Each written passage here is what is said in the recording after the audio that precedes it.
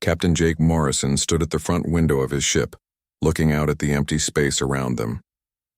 The stars looked peaceful, but he knew that would change very soon.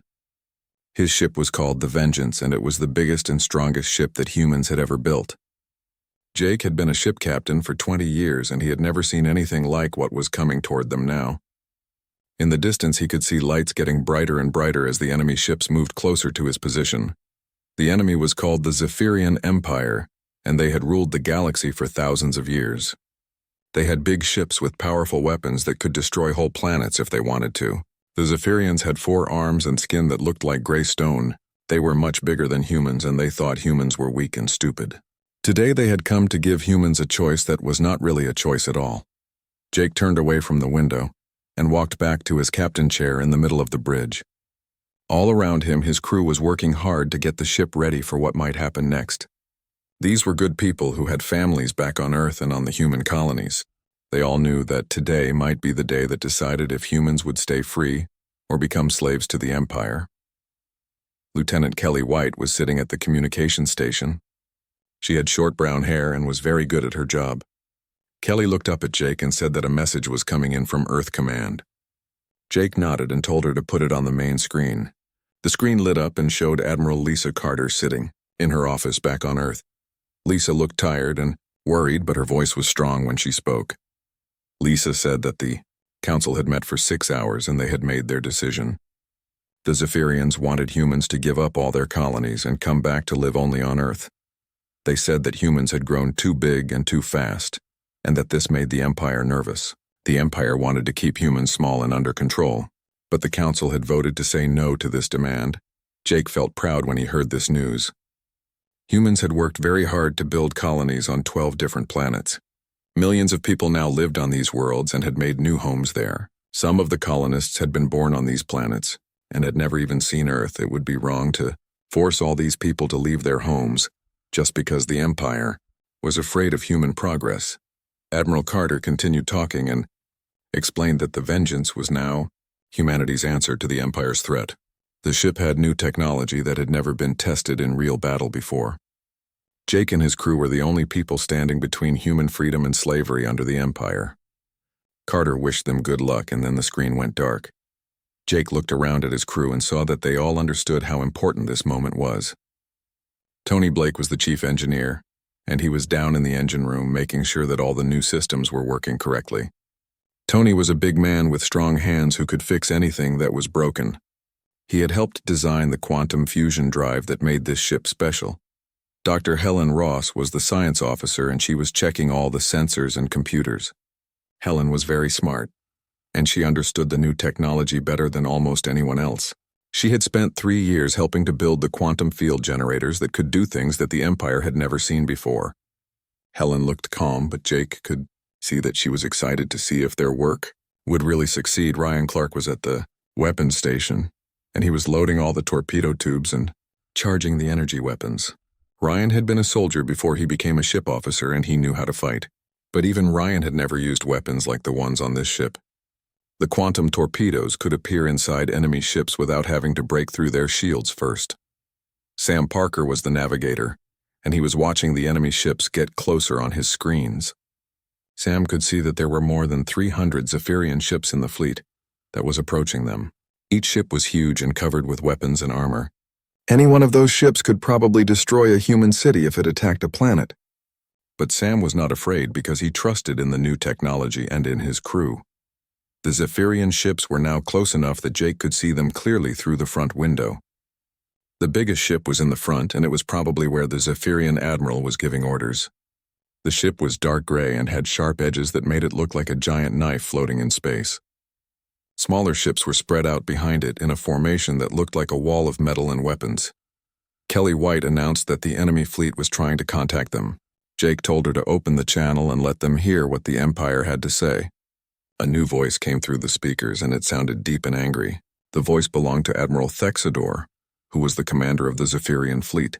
The admiral spoke in his own language, but the computer translated his words into English.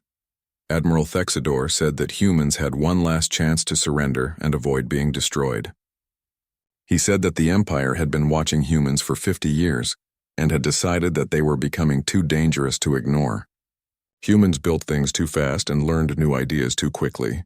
This made the Empire worried that humans might become a threat to Zephyrian rule someday. The Zephyrian admiral continued speaking and said that if humans surrendered now, they would be allowed to live, but only on Earth.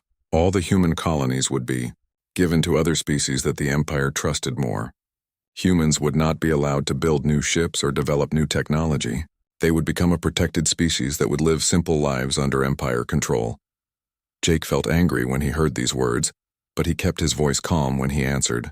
He told Admiral Thexidor that humans would never accept these terms.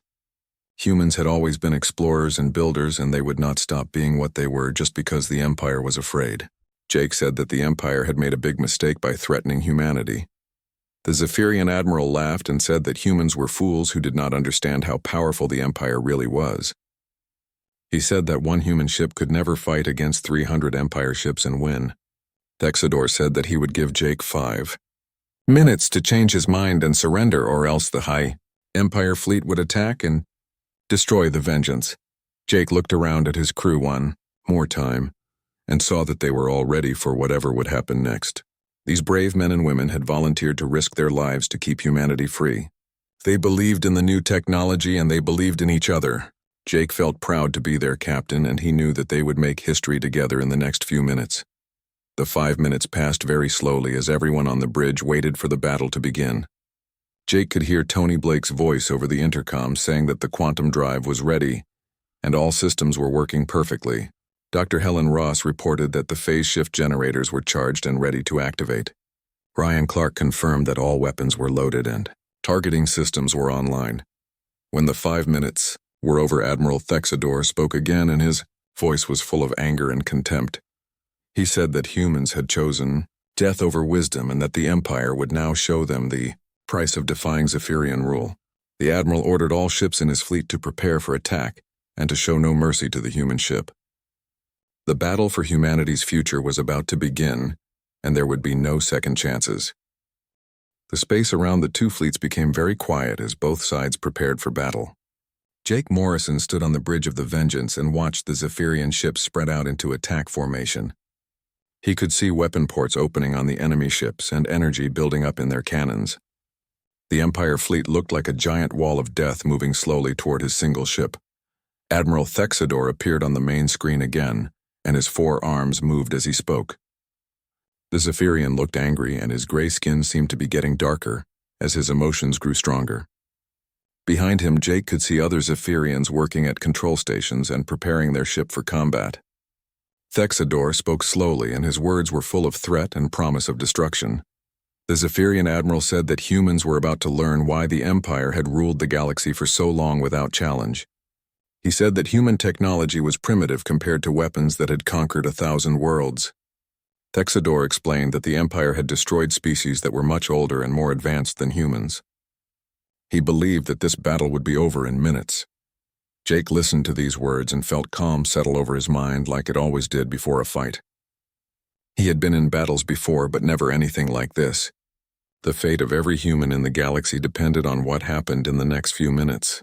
Jake looked at Admiral Thexidor on the screen and spoke in a clear voice that carried across the bridge to his crew.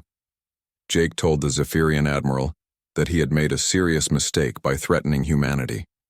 Humans had survived ice ages and wars and disasters that would have destroyed other species.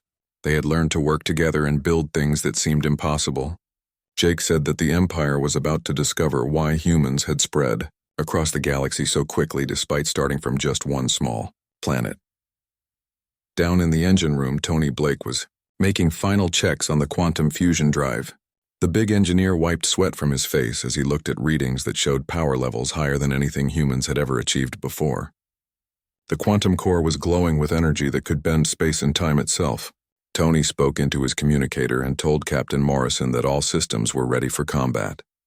Dr. Helen Ross was at her science station watching as the quantum field generators came online. The readings on her screens showed that reality itself was beginning to change around the Vengeance. The ship was starting to exist in multiple dimensions at the same time. Helen had spent years working on this technology, but seeing it work in real conditions still amazed her. She reported to Jake that phase shift was ready to activate. The Zephyrian sensors began detecting strange readings from the human ship, but their computers could not understand what they were seeing. A Zephyrian technician reported to Admiral Thexidor that the human vessel was showing impossible energy signatures. The reading suggested that the ship was somehow existing in several different locations at the same time, but this seemed too crazy to believe. Admiral Thexidor looked at the reports and dismissed them as sensor errors caused by human tricks. He had seen many species try to use deception and false readings to confuse Empire fleets. The Zephyrian admiral ordered his technicians to ignore the strange readings and focus on preparing for attack.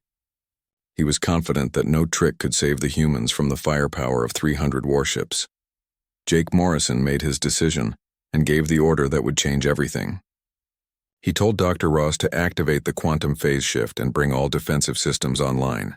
The bridge of the Vengeance began to glow with soft blue light as energy flowed through systems that used the laws of physics in ways that had never been tried before. The crew could feel a strange tingling sensation as reality shifted around them. Ryan Clark was ready at the weapons station with his finger hovering over the firing controls. All the quantum torpedo tubes were loaded, and the particle beam arrays were charged to full power. These weapons could fire through normal space and appear anywhere that Ryan targeted them. The targeting computer was locked onto every ship in the Zephyrian fleet and ready to fire at Jake's command. Kelly White was monitoring all communications, and she could hear panic starting to spread through the Zephyrian fleet. Enemy officers were reporting that their sensors were showing impossible readings from the human ship. Some Zephyrians were saying that the human vessel looked like a ghost or spirit that was not completely real. But Admiral Thexidor ordered them to stop talking and prepare to attack. The quantum field around the Vengeance reached full power, and the ship began to shimmer like heat waves rising from hot pavement. To the Zephyrians, it looked like the human ship was flickering in and out of existence. Their targeting computers could not get a solid lock on the vessel because it seemed to be in several places at once. This was technology that the Empire had never seen before. Sam Parker reported that the Zephyrian fleet was moving into final attack position. More than 300 ships were now aimed at the Vengeance and ready to fire every weapon they had. The amount of firepower pointed at them could destroy a moon, but Sam was not afraid. He trusted the quantum technology, and he believed in his fellow crew members who had worked so hard to make this moment possible. Admiral Thexidor gave Jake one final chance to surrender and save his crew from certain death. The Zephyrian said that he respected human courage, but that courage without wisdom was just foolishness. He promised that if Jake surrendered now, the crew of the Vengeance would be treated well as prisoners. But if they continued to resist, then every human on the ship would die in the next few minutes. Jake looked around at his crew and saw determination in every face. These people had volunteered to risk everything to keep humanity free, and they were not going to change their minds now. Kelly White nodded at her captain to show she was ready. Tony Blake's voice came over the intercom saying that the engines were at full power. Dr. Ross confirmed that all systems were functioning perfectly. Jake Morrison made his choice and told Admiral Thexidor that humans would never surrender to tyranny. He said that the Empire had ruled through fear for too long, and that today that rule would end. Jake explained that humans believed in freedom and would fight to protect it no matter what the cost. He told the Zephyrian admiral that this was his last chance to retreat and avoid destruction. The Zephyrian admiral laughed with contempt and said that humans were even more foolish than he had thought. Thexidor could not believe that one ship was still defying an entire fleet. He said that the Empire had conquered species with thousands of ships, and that one human vessel was nothing more than an insult. The admiral decided to end this conversation and teach humanity a lesson they would never forget. Admiral Thexidor raised one of his forearms and gave the order that he thought would end the battle before it really began. He commanded all ships in the Zephyrian fleet to open fire and destroy the human ship completely. 300 warships began charging their weapons and preparing to unleash enough firepower to turn the Vengeance into space dust. The moment had come, and there was no turning back for either side. Jake Morrison stood firm on his bridge, surrounded by brave people who believed in human freedom. The Zephyrian Empire was about to discover that humans were not the primitive species they had thought. The quantum technology was ready, and the crew of the Vengeance was prepared to make history in ways that would change the galaxy forever. The space around the Vengeance exploded with light, as 300 Zephyrian ships fired their weapons at the same time. Plasma cannons shot beams of burning energy that could melt through solid steel. Antimatter missiles streaked through space carrying enough power to destroy cities. Gravitational torpedoes twisted space itself as they flew toward the human ship. The amount of firepower was enough to crack a planet in half. All of this terrible destruction rushed toward the Vengeance like a wave of death that nothing could survive. Admiral Thexidor watched from his command ship and smiled as he saw his fleet's weapons flying toward the human vessel. He was certain that when the light faded, there would be nothing left of the ship that had dared to defy the Empire. But something impossible happened that made his smile disappear. Every weapon fired by the Zephyrian fleet passed right through the Vengeance like it was not really there. The plasma beams went through the ship without causing any damage. The missiles flew past the human vessel and exploded harmlessly in empty space. The gravitational torpedoes had nothing solid to hit and continued flying until they burned out their fuel and died. Dr. Helen Ross watched her instruments and saw that the quantum phase shift was working perfectly. The Vengeance was existing in normal space and quantum space at the same time. This meant that weapons firing in normal space could not touch the ship, because it was also somewhere else. Helen had calculated that this would work, but seeing it happen in real battle was still amazing. On the bridge of the Vengeance, the crew felt no impact from the enemy weapons. Jake Morrison looked out the front window and could see the explosions of antimatter missiles going off around them, but none of the blasts touched their ship. It was like watching a deadly fireworks show from behind a wall of glass that nothing could break. The Zephyrian fleet stopped firing, and there was silence as both sides tried to understand what had just happened. Admiral Thexidor stared at his screens in shock as he saw that the human ship was completely undamaged. His weapons officers reported that all their shots had hit the target, but somehow caused no harm to the enemy vessel. This was impossible according to everything the Empire knew about war. Panic began to spread through the Zephyrian fleet as officers reported what they had seen. Some said that the human ship was protected by magic that made it untouchable. Others believed that humans had learned to control the laws of physics themselves. A few Zephyrians thought that the human vessel was actually a ghost ship that existed between life and death. Admiral Thexidor shouted orders at his crew and demanded that they fire again with even more weapons. He could not accept that human technology was better than Empire science. The Zephyrian admiral ordered his ships to use their most powerful guns and fire everything they had at the human vessel. If normal weapons would not work, then he would try weapons. That could destroy entire fleets, Jake. Morrison saw the enemy ships preparing to fire again and decided that it was time to show the Empire what human weapons could do. He turned to Ryan Clark at the weapons station and gave the order that would change the course of the battle. Jake told Ryan to fire all quantum torpedoes and show the Zephyrians that humans were not helpless prey but dangerous. Predators. Ryan Clark pressed the firing controls and launched the first quantum torpedoes ever used in real combat. These weapons did not fly through space like normal missiles. Instead, they disappeared from the Vengeance and reappeared inside Zephyrian ships without having to pass through shields or armor. The torpedoes materialized directly next to enemy engines and weapon systems where they could do the most damage. The first Zephyrian ship to be hit was a heavy cruiser that had been firing plasma cannons at the Vengeance. A quantum torpedo appeared inside the ship's engine room and exploded with the power of a small star. The entire back half of the cruiser was torn apart in a ball of nuclear fire. The ship broke in two pieces that spun away into space, trailing clouds of burning gas. More quantum torpedoes appeared inside other enemy ships and began tearing the Zephyrian fleet apart from within. A battleship that had ruled space for centuries suddenly had explosions going off in its bridge and weapon bays. A destroyer that had destroyed human colonies was cut in half when a torpedo materialized in its center. Ship after ship began exploding as weapons appeared inside them like deadly magic. Ryan Clark also fired the particle beam arrays that could phase through solid matter and strike targets directly. These beams passed through the armor plating of Zephyrian ships and hit critical systems inside. Power generators overloaded and exploded. Computer cores melted from energy overload. Life support systems failed and left enemy crews gasping for air in the darkness of their dying ships. Sam Parker called out target coordinates as his computers tracked every ship in the enemy fleet. The quantum targeting system could lock onto all 300 ships at the same time and guide weapons to hit them simultaneously. This was something that no military force in galactic history had ever been able to do before. The Vengeance was fighting an entire fleet by itself and winning. Admiral Thexidor watched in horror as his mighty fleet was being destroyed by weapons he could not understand. Ships that had conquered worlds were being torn apart like paper dolls by human technology. The Admiral's forearms shook with rage and fear as he realized that everything he believed about Empire superiority was wrong.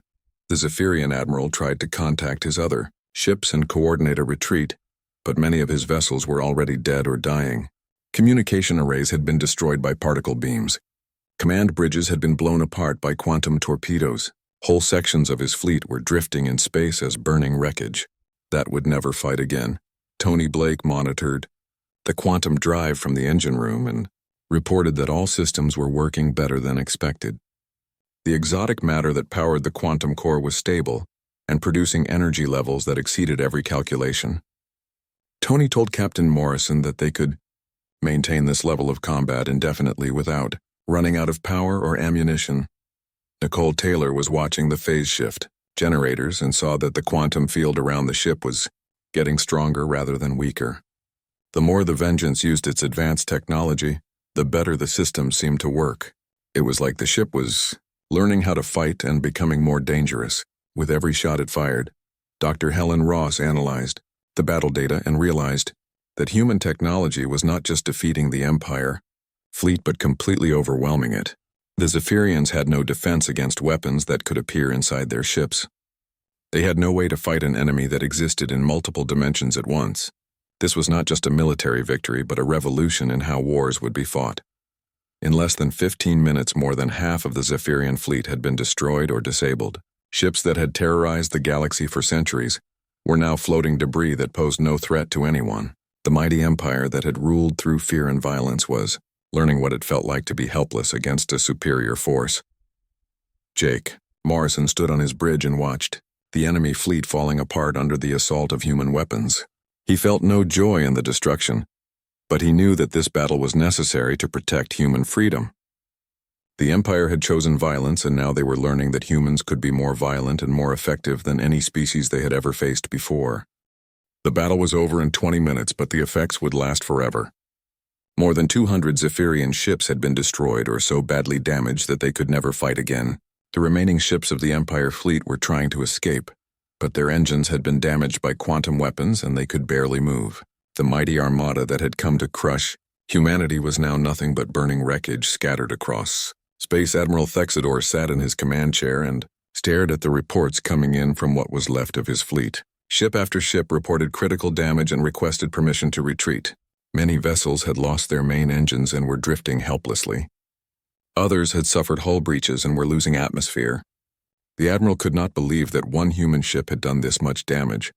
The Zephyrian Admiral tried to understand how his superior fleet had been defeated so completely.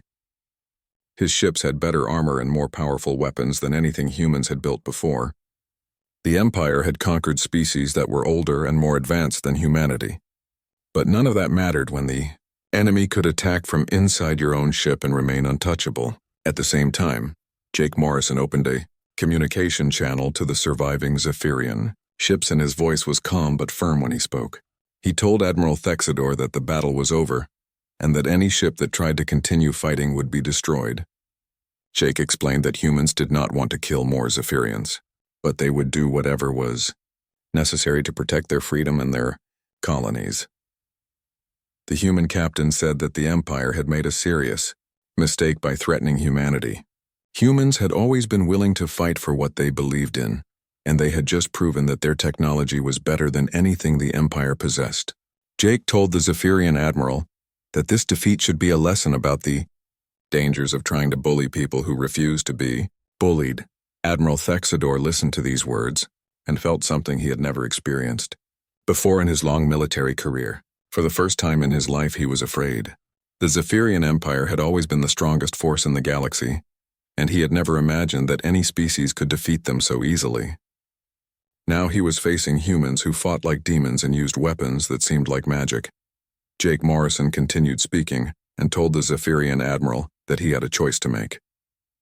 The surviving Empire ships could return home and tell their leaders what had happened here. They could explain that humanity was not a weak species that could be conquered or controlled, or they could continue fighting and be destroyed like the rest of their fleet. Jake gave Admiral Thexidor 5 minutes to decide. Chris Martinez was monitoring the remaining enemy ships and reported that some of them were trying to charge their weapons for another attack. The tactical officer recommended that they destroy these ships before they could fire, but Jake decided to wait and see if the Zephyrians would be smart enough to retreat. He wanted to give them a chance to leave with their lives and carry his message back to the Empire. Dr. Karen Lewis reported from the medical bay that no one on the Vengeance had been injured during the battle.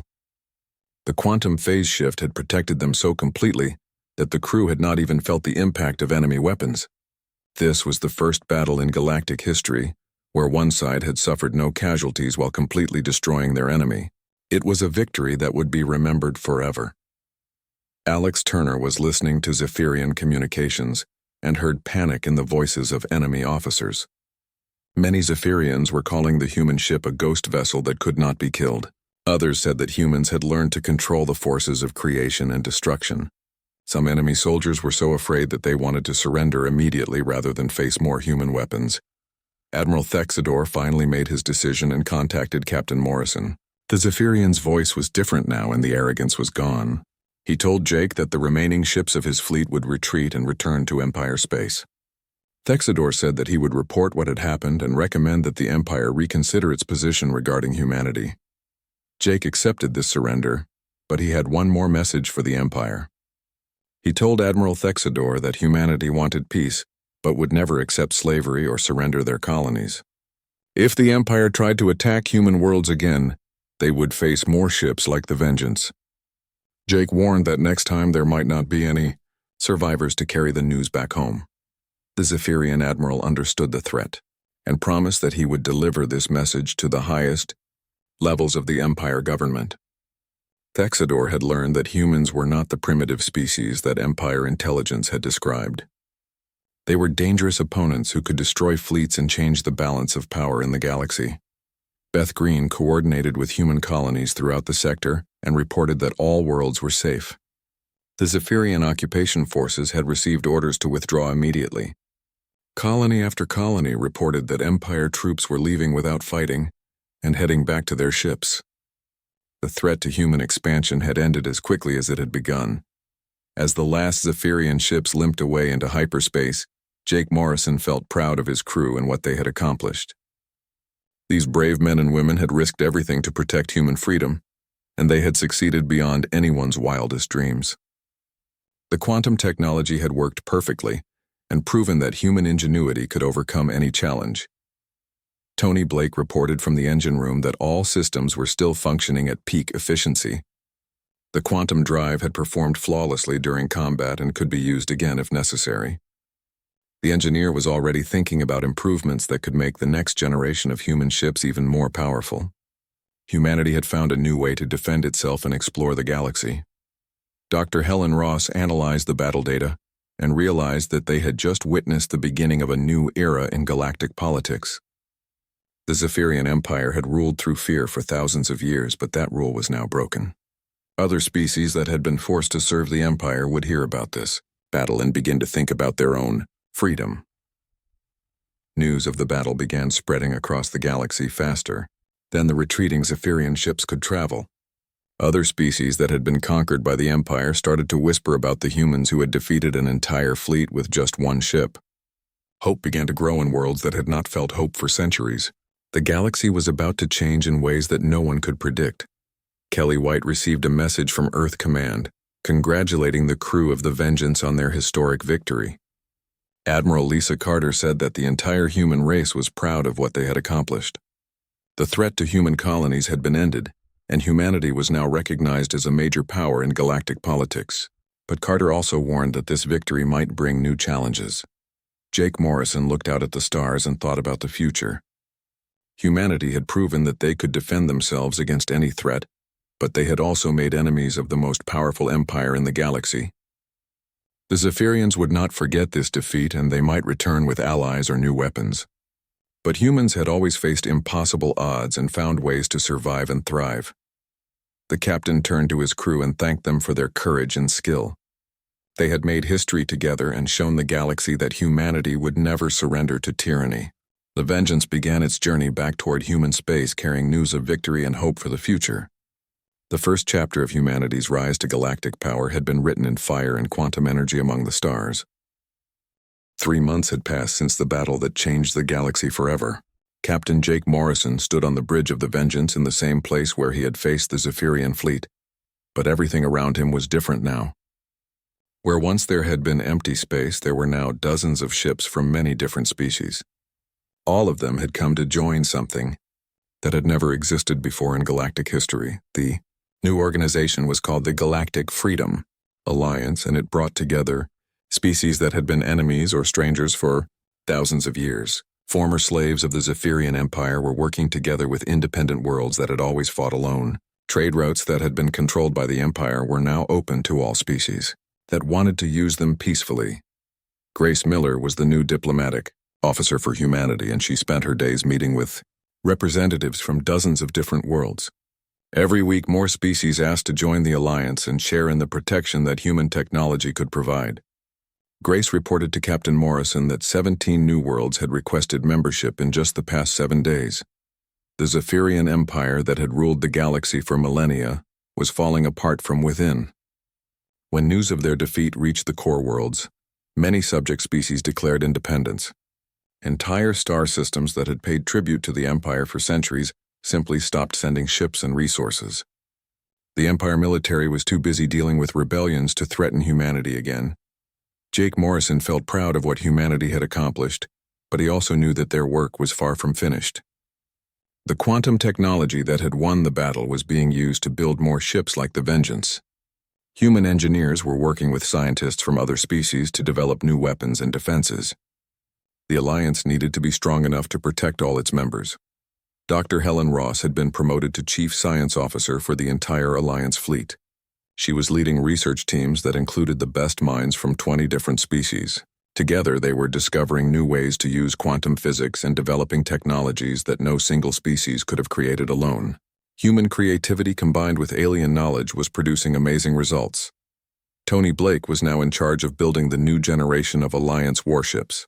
These vessels would be even more advanced than the Vengeance, and would be crewed by mixed teams of humans and aliens working together. Tony believed that ships built by multiple species would be stronger and more innovative than anything created by one civilization alone. But not everyone in the galaxy was happy about these changes. Pete Davis brought disturbing intelligence reports to Captain Morrison about strange ship movements in distant sectors. Long-range sensors had detected massive fleets moving through areas that had been empty before. Something was coming from the edge of the galaxy, and it was much bigger than anything the Zephyrians had ever assembled. The new threat was called the Void.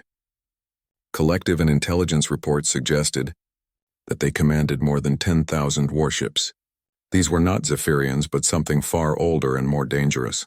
The Collective had been watching the galaxy from the darkness between stars, and they were not pleased with humanity's disruption of the old order that had kept the galaxy stable for so long. Admiral Lisa Carter contacted the Vengeance from Earth Command with urgent news about the approaching threat. Earth's deep space monitoring stations had confirmed that the Void Collective was real and that their fleet was moving toward the core systems of the galaxy. Carter estimated that they would arrive in less than 6 months and that their technology was completely unknown. Jake Morrison called a meeting of all Alliance leaders to discuss this new challenge. Representatives from 30 different species gathered in the conference room of a space station that had been built specifically for Alliance meetings. The captain explained what they knew about the Void Collective and asked for ideas about how to prepare for the coming conflict. Laura Stone had been analyzing all available data about the mysterious enemy, and her report was both fascinating and frightening. The Void Collective seemed to be made up of species that had disappeared from the galaxy millions of years ago.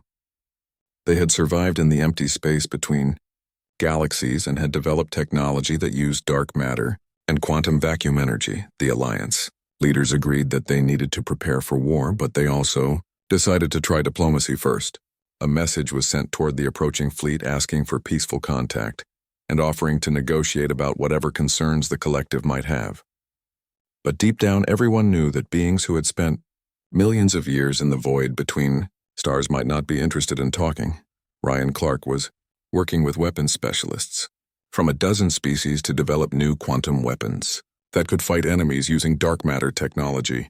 The particle beams and quantum torpedoes that had destroyed the Zephyrian fleet might not work against ships that existed partially outside normal space.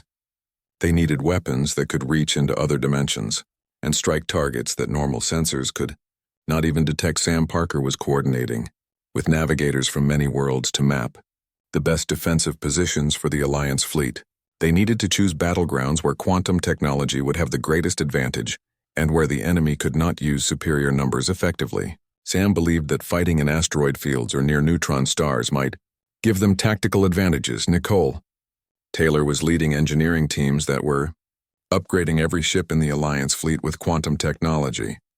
Human innovations were being combined with alien engineering to create vessels that were stronger and faster than anything that had existed before. These ships would need to work together as one unified force to have any chance against 10,000 enemy vessels. As Jake Morrison looked out at the Alliance fleet, he realized that humanity had come further in 3 months than most species advanced in centuries. They had gone from being threatened with extinction to becoming the protectors of galactic freedom. But the greatest test was still ahead of them, and it would determine whether the new age of cooperation could survive against enemies.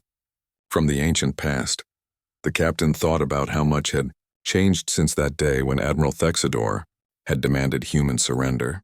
The Zephyrian Empire was broken and scattered. Dozens of species were working together in ways they had never imagined possible. Human technology was being shared freely to build a better future for everyone. But all of this progress would mean nothing if they could not defeat the Void Collective. Kelly White announced that long-range communications had detected a response from the approaching enemy fleet.